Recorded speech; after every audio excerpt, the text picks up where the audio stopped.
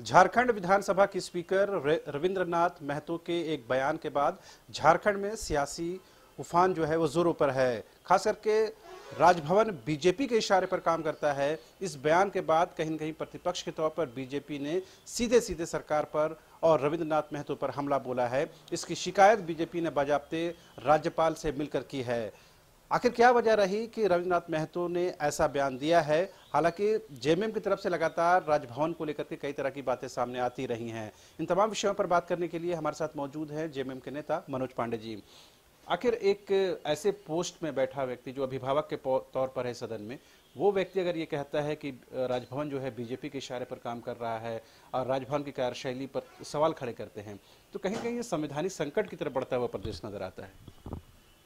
देखिए, सबसे पहले तो ये गौर करने की बात है कि जो व्यक्ति की बात हो रही है वो व्यक्ति एक विधायक भी है, वो एक क्षेत्र का जनप्रतिनिधि भी है और क्षेत्र में जनता की सवालों का जवाब भी देना पड़ता है। ये बातें विधानसभा कक्ष में नहीं हुई हैं, न सदन के अंदर हुई है। जहां तक बात है राज्यपाल महोदय की, तो क्या गरिमा के अनुकूल कार्यशैली या उनका जो एक्शन है वो क्या गरिमा के अनुकूल है? राज्यपाल का पद एक गरिमामय पद है, एक संवैधानिक पद है। वो अभिभावक हैं, पूरे कस्टोडियन है राज्य के। उनका कार्य मुझे लगता है कि बहुत डिफाइन है। क्या वो उनकी जो कार्यशैली रही है, जो दिख रही है, क्या उत्तर प्रदेश में भी राज्यपाल ऐसे ही करते हैं क्या कि गुजरात में करते हैं? कहीं न कहीं गरिमा के प्रतिकूल उन्होंने व्यवहार किया है। क्षेत्रों में भ्रमण करना, एक दो क्षेत्र हो तो समझ में आए, लेकिन तमाम वैसे क्षेत्रों में जहां बीजेपी अपने आप को कमजोर समझती हो, वहां जाकर पब्लिक से इंटरैक्ट करना कहीं ना कहीं बीजेपी के एजेंडे को लेकर जनता के बीच जाने की बात है। एक इस एंगल से भी देखने की जरूरत है कि पहली बार राजभवन है वो आम लोगों से कनेक्ट कर रहा है, लोगों को दुखड़ा परेशानियों को दूर कर रहा है। क्या इस नजरिए से नहीं देखा जा सकता? देखिए, राज्यपाल महोदय या राजभवन के पास कई एक ऐसे विषय लंबित हैं जो झारखंड हित से जुड़े हुए हैं, झारखंडियों के हित से जुड़े हुए हैं। पिछड़ों की आरक्षण की बात कर लें, सरना धर्म कोड की बात कर लें, और भी कई एक मुद्दे हैं। उन पर कोई सक्रियता नहीं दिखती है राजभवन की। राजभवन की सक्रियता दिखती है क्षेत्रों में जाकर आम जनता से रूबरू होना। मुझे लगता है, मैं फिर रिपीट करता हूं इसको, कि एक दो जगहों पर वो समझ में आए कि चलिए राज्यपाल महोदय ने अपने कर्तव्य का निर्वहन किया है।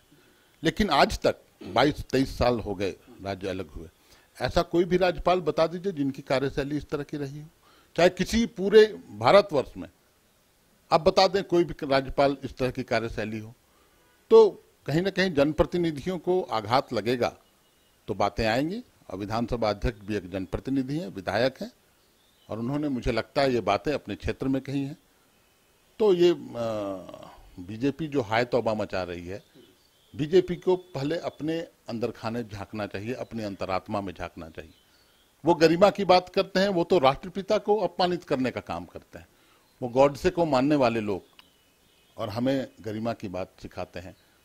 तो पहले अपने अंतरात्मा में झांकना। ऐसा नहीं है ना कि अगर राज्यपाल की एक्टिविटी बढ़ गई है, लोगों से संवाद स्थापित कर रहे हैं, अगले साल विधानसभा और संसदीय चुनाव है, तो जेएमएम को ऐसा लग रहा है कि हमारी जमीन पर कोई प्रतिकार हो रहा है या हमारी जमीन कोई छीनने की कोशिश कर रहा है? नहीं, देखिए, जमीन कोई क्या छीनेगा। हम झारखंड के लोग, झारखंडी लोग लड़कर आंदोलन करके हमने अलग राज्य लिया है। हमारी जमीन कोई क्या छीनेगा।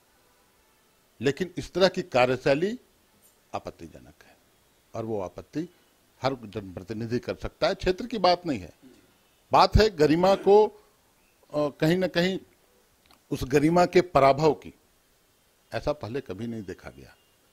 इस बार क्यों ऐसा, क्यों, किसके इशारे पर किया जा रहा है? और इशारे की बात मैं इसलिए कर रहा हूं कि इस देश ने देखा है, इनके ही नेता ने, बड़े नेता ने, सत्यपाल मलिक ने पीएमओ पर आरोप लगाया था कि राष्ट्रपति भवन में मुलाकातियों का जो फाइनल लिस्ट होता है, उसका फाइनल अप्रूवल पीएमओ से होता है।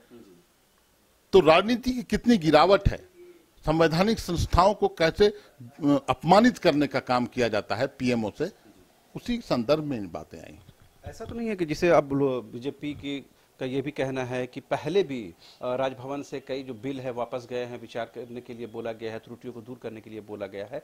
ये तो नॉर्मल फिनोमेना है कि जो आपत्ति होती है, जो शंकाएं होती है, उसे दूर करने के लिए फिर सरकार के पास, विधायक के पास भेजा जाता है। तो इसमें राजभवन को कटघरे में खड़ा करना कहाँ से मुनासिब?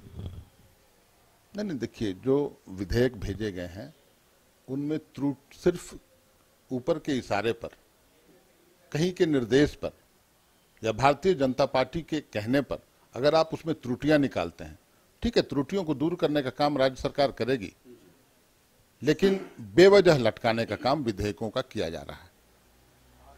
सरना धर्म कोड की बात है, उसमें क्या त्रुटि है, उसको क्यों नहीं दूर करते हैं? पिछड़ों के आरक्षण की बात है, और भी कई एक विधेयक हैं।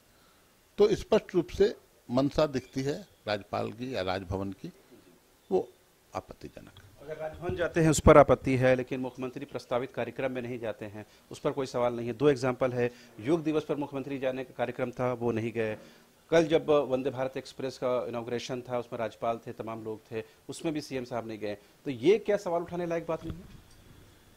कई एक ऐसे प्रस्तावित कार्यक्रम का ब्यौरा मेरे पास भी है जहां प्रधानमंत्री महोदय भी नहीं पहुंच पाते हैं, केंद्रीय मंत्री नहीं पहुंच पाते हैं, उस पर सवाल तो नहीं उठता है।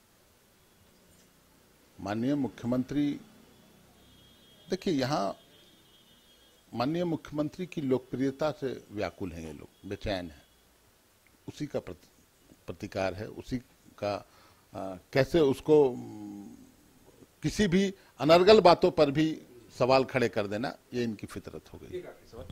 जिस तरह से स्पीकर हो या फिर राजभवन सीधे से सवाल उठा रहे हैं, ये नहीं लग रहा कि कुछ कॉन्स्टिट्यूशनल एक परेशानी की तरफ प्रदेश बढ़ता हुआ नजर आ रहा है? अगर इस तरह के संवैधानिक संकट उत्पन्न हो जाती है और अगले साल चुनाव भी होना है, तो ये आपके लिए परेशानी बन सकता है? नहीं, हम लोग संविधान का सम्मान करने वाले लोग हैं, हम संविधान का अपमान नहीं करते।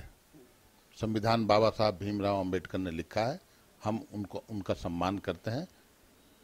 ये लोग जो सवाल उठा रहे हैं वो न लोकतंत्र का सम्मान करते हैं, न संविधान का सम्मान करते हैं, न संविधान के रचनाकार का सम्मान।